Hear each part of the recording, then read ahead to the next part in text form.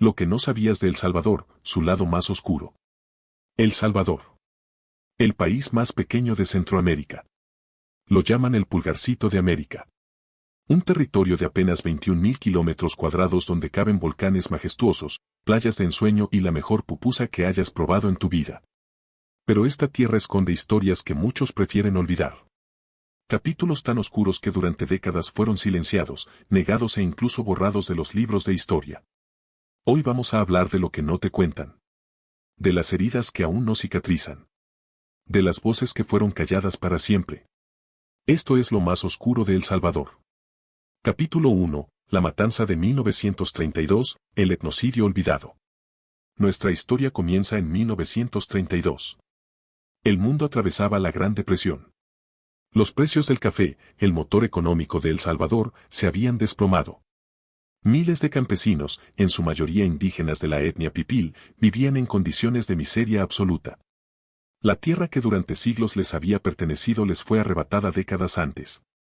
Las leyes de 1881 y 1882 eliminaron los terrenos comunales. Los indígenas fueron despojados mediante engaños legales, aprovechando que la mayoría no sabía leer ni escribir. Sus tierras pasaron a manos de los grandes terratenientes cafetaleros, conocidos como las 14 familias. El descontento crecía. En diciembre de 1931, un golpe militar llevó al poder al general Maximiliano Hernández Martínez. Un mes después, la situación estalló. El 22 de enero de 1932, miles de campesinos indígenas, armados apenas con machetes, se levantaron en el occidente del país. El epicentro fue Izalco, en el departamento de Sonsonate. Los líderes eran Agustín Farabundo Martí, un revolucionario comunista, y Feliciano Ama, cacique de Izalco. La rebelión duró apenas 3 días. Fue aplastada sin piedad. Pero lo que vino después fue infinitamente peor que el levantamiento mismo. El presidente Hernández Martínez ordenó una represión sin precedentes. El ejército, la policía, la Guardia Nacional y las fuerzas privadas de los hacendados se lanzaron a una cacería humana que duró semanas. La orden era simple y escalofriante: matar a todo aquel que pareciera indígena.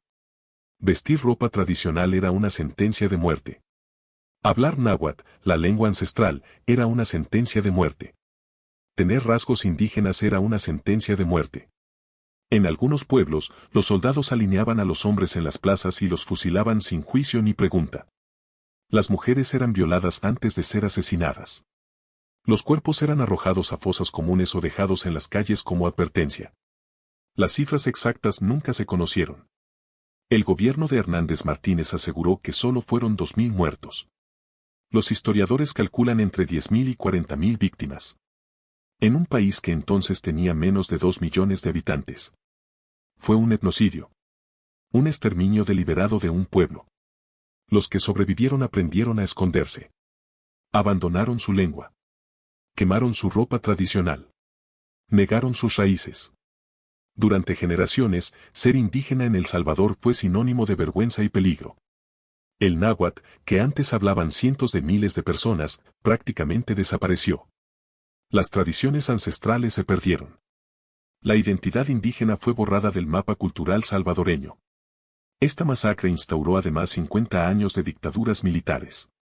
Y sembró las semillas de la violencia que desgarraría al país medio siglo después. Capítulo 2. Monseñor Romero, la voz que quisieron callar. San Salvador, 1977. Un nuevo arzobispo asume el cargo. Se llama Óscar Arnulfo Romero. Los sectores conservadores respiran aliviados.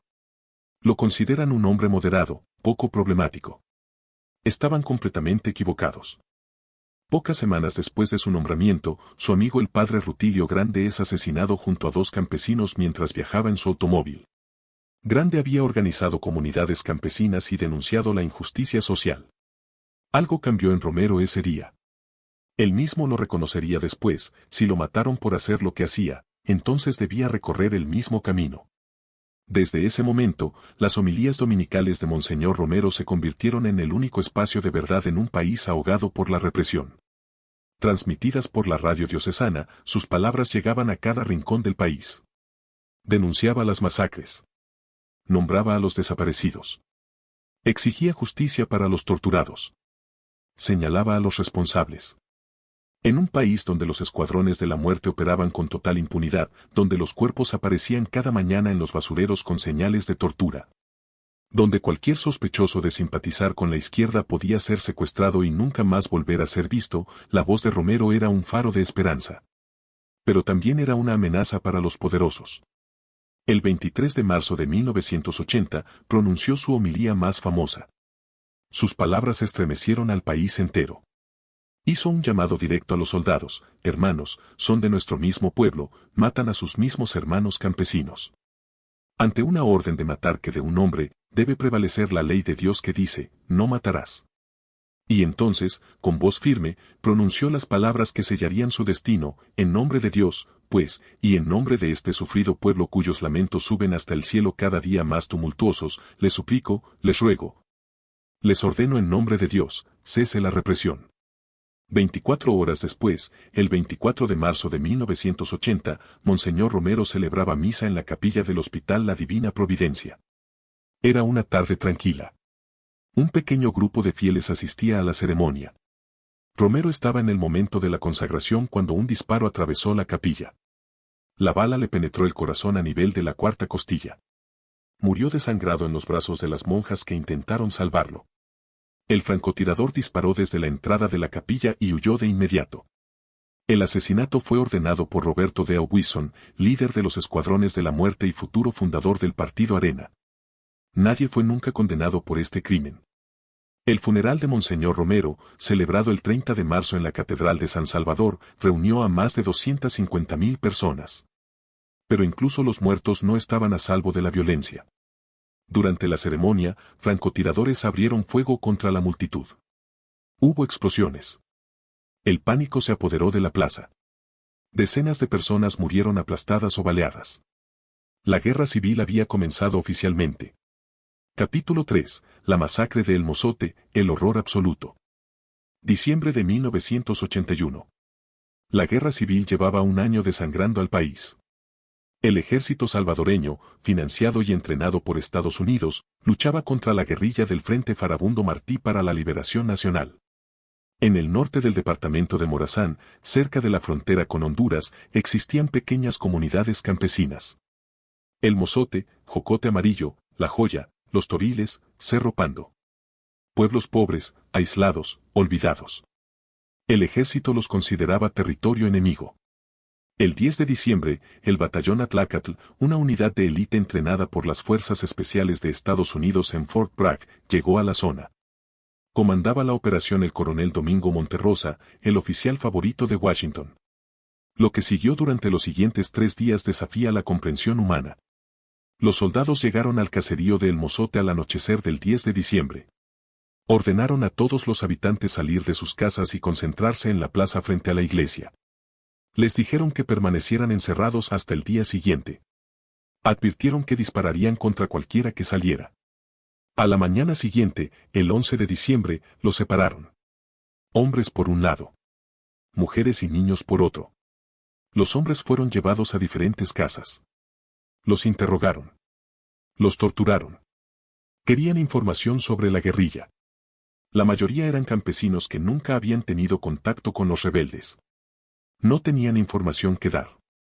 Uno por uno, al terminar cada sesión de tortura, fueron ejecutados. Les disparaban en la cabeza o les cortaban el cuello con machetes. Luego vinieron por las mujeres mayores. Las violaron sistemáticamente. Después las mataron. Los niños fueron los últimos. Fueron reunidos en el convento de la iglesia. Algunos lloraban llamando a sus madres. Otros, los más pequeños, ni siquiera entendían lo que estaba pasando. Los soldados entraron con sus fusiles M16. El sonido de las ráfagas duró varios minutos. Cuando terminaron, prendieron fuego al edificio.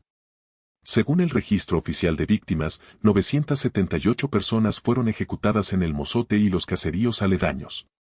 553 eran menores de edad. 477 tenían menos de 12 años. 248 eran menores de 6 años. 12 mujeres estaban embarazadas. Rufina Amaya fue la única sobreviviente del epicentro de la masacre. Se escondió entre unos arbustos mientras escuchaba los gritos de sus 4 hijos siendo asesinados.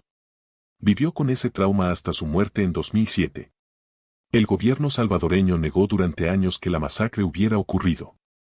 Estados Unidos también. Cuando los periodistas Raymond Bonner del New York Times y Alma Guillermo Prieto del Washington Post publicaron sus reportajes en enero de 1982, fueron acusados de difundir propaganda comunista. No fue hasta 1992, cuando antropólogos forenses argentinos exhumaron los restos del convento, que la verdad salió a la luz. De 146 osamentas encontradas en ese solo lugar, 140 pertenecían a niños. La masacre de El Mozote es considerada la más grande en la historia moderna de América Latina. Y durante 40 años, nadie ha sido condenado por ella. Capítulo 4. Los mártires de la UCA, el silencio de los intelectuales. Noviembre de 1989. La guerra civil entraba en su década final. El Frente Farabundo Martí había lanzado una ofensiva masiva sobre San Salvador. En la Universidad Centroamericana José Simeón Cañas, conocida como la UCA, un grupo de sacerdotes jesuitas trabajaba incansablemente por una solución negociada al conflicto. Entre ellos estaba el rector, Ignacio Ellacuría, un filósofo y teólogo de renombre internacional. Para el alto mando militar, los jesuitas eran el cerebro detrás de la guerrilla. Una amenaza que debía ser eliminada. La noche del 15 de noviembre, el coronel Guillermo Alfredo Benavides recibió una orden directa de sus superiores, matar al padre Ellacuría y no dejar testigos. Un pelotón del batallón Atlacatl, el mismo que había perpetrado la masacre de El Mozote 8 años antes, se dirigió al campus universitario. Pasada la medianoche del 16 de noviembre, los soldados irrumpieron en la residencia de los jesuitas. Sacaron a los sacerdotes de sus camas. Los obligaron a acostarse boca abajo en el jardín. Entonces abrieron fuego. 6 jesuitas fueron asesinados: Ignacio Ellacuría, Ignacio Martín Baró, Segundo Montes, Amando López, Juan Ramón Moreno y Joaquín López y López. 5 de ellos eran españoles. Pero los soldados no habían terminado. Mientras registraban la residencia, encontraron a Elba Ramos, la cocinera de los sacerdotes, y a su hija Celina, de 16 años. Se habían refugiado allí huyendo de los bombardeos en su barrio. No podían dejar testigos. Las asesinaron a sangre fría.